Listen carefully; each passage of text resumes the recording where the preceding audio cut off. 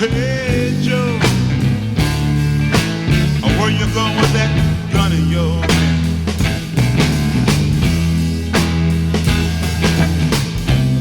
Hey Joe, I said where you going with that gun in your hand? Hello, I'm Kora, and welcome to MediaWhorz.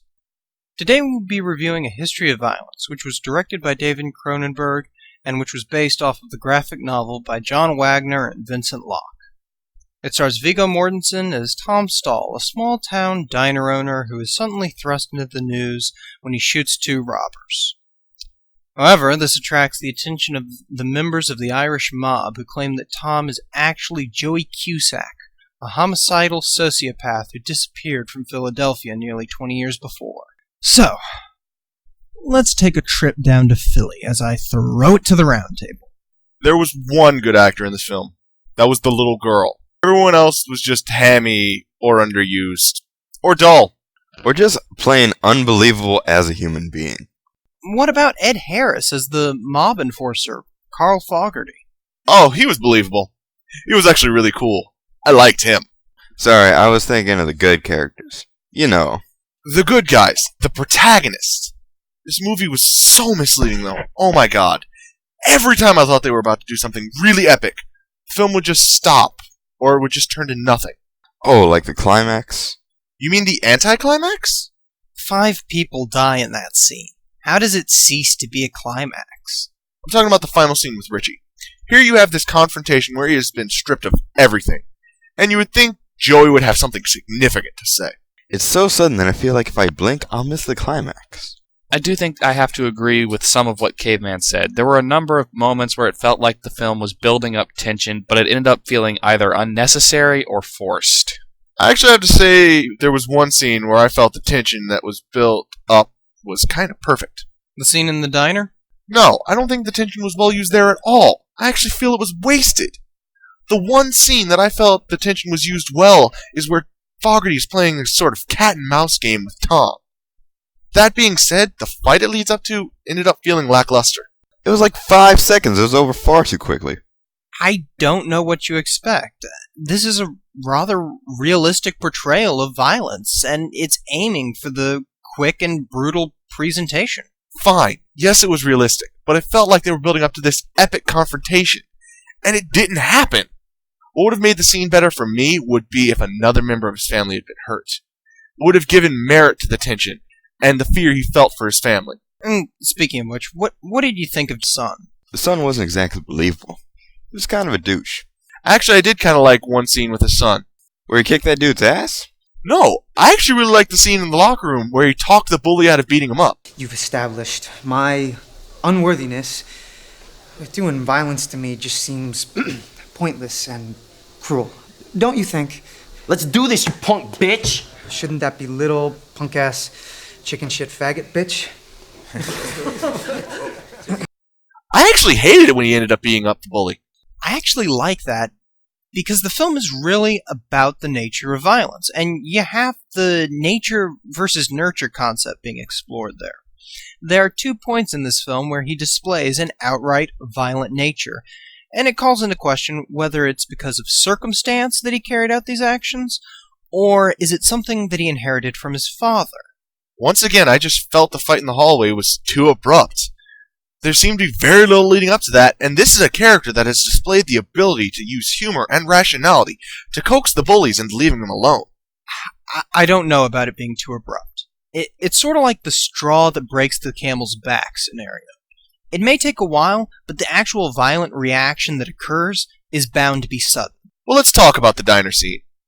It was at this moment that I realized this movie wasn't going in the direction I expected it to, because we see the 2 characters who I initially thought were going to be the main characters because they actually displayed a history of violence get brought down. Yeah, I'm gonna pick apart the title in a minute. I understand why they weren't the main characters. Well, yeah, it's because they're unappealing douches who are impossible to empathize with. But when they first show up, we see the douchebag bully flip them off, only to end up pussing out. And I was happy because I thought, oh, that bully's gonna get killed! No! Yeah, that was more false tension. It doesn't make me like the movie more. It makes me wonder why they did it. And then they go to the diner, and, okay, the diner scene was good. I liked the diner scene. That's how they should have handled the latter scenes. They needed more dialogue leading up to the violence in order to prepare the tension. Why don't we ever learn more about Joey?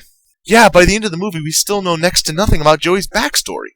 Well, that's kind of the point. Joey exists more as a concept, an embodiment of violence, than he does an actual character that needs to be explored. Because of that, we're given more detail and focus on Tom Stall as a character. But that's eliminating a large component of the character in and of himself. No, that's effing over the main title of the film. Jack, the son, seemed to have more of a history of violence than Tom Stall's aspect of the character. Well, one second.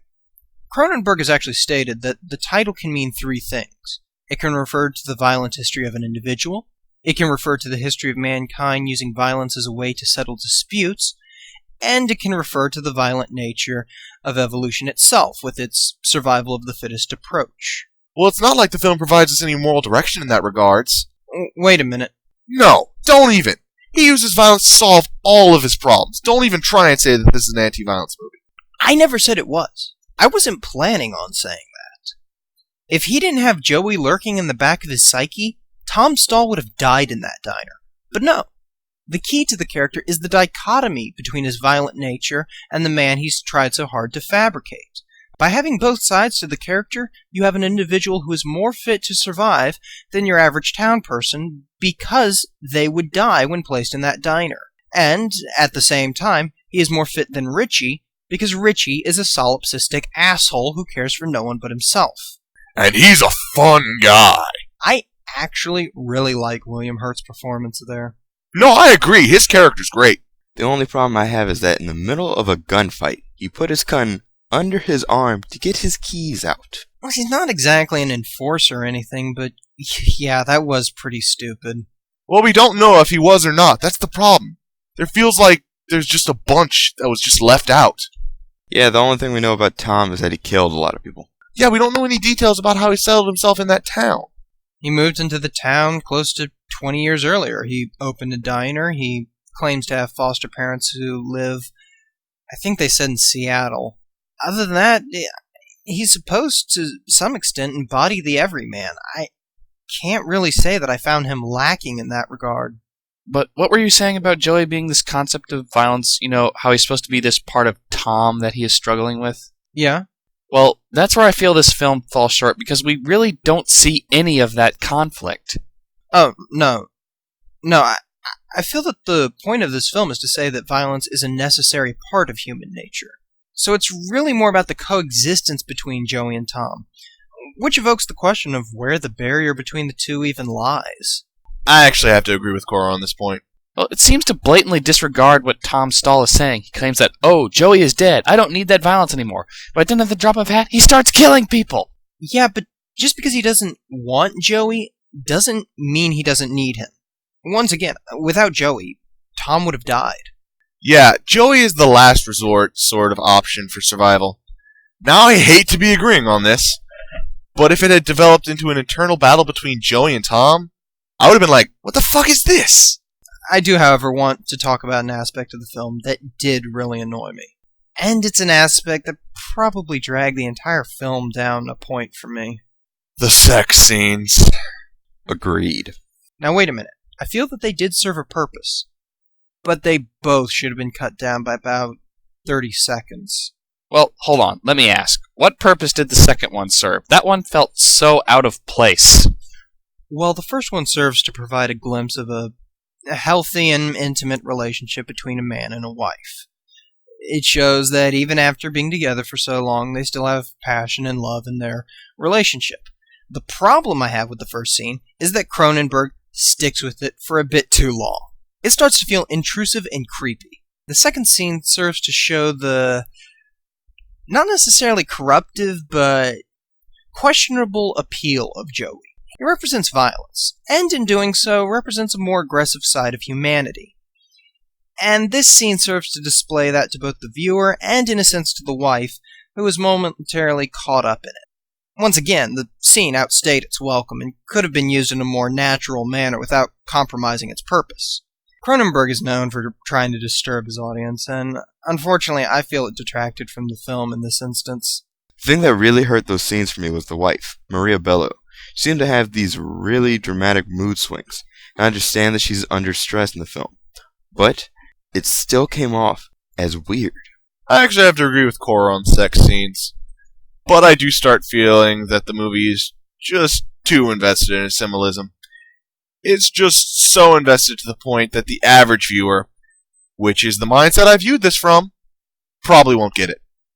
Because I'm looking back, I can see more of the symbolism in scenes like the baptism in the river or the scene at the dinner table. But if they had attempted to come out and directly state some of the messages that they were trying to convey, I think it would have been more accessible.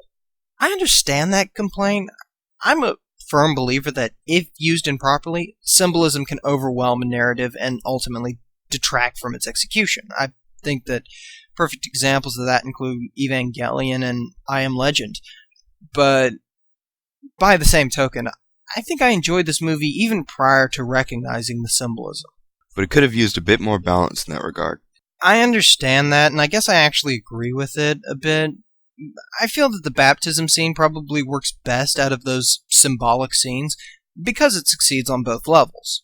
On one hand, we have a man who's simply cleaning himself of the blood that coats him, and on the other, we have the washing away of his transgressions and his past. You look careful, he's shedding his weapons and laying himself bare.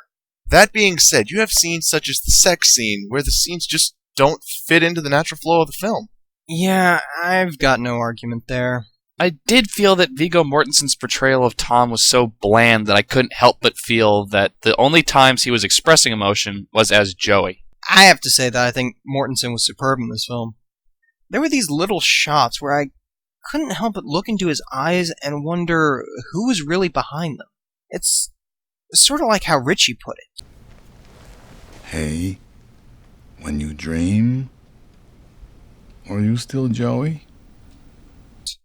His performance really called into question where the line between Tom and Joey lay. Sometimes I think they're separate entities, while at other points I think they really are just two ends of an emotional spectrum belonging to one individual.